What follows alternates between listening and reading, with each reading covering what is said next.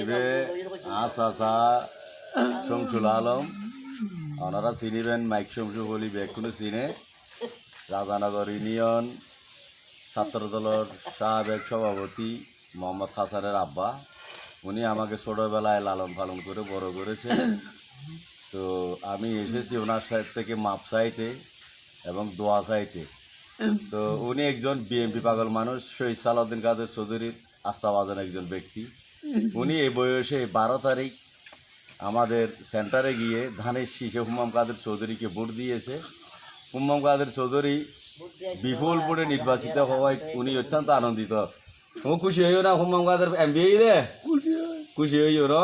সালাউদ্দিন আল্লাহ কেনা দোয়া করছো ইনশাআল্লাহ। তো আর আল্লাহ দোয়া করছো কেম বাবু ইনশাআল্লাহ ইনশাআল্লাহ।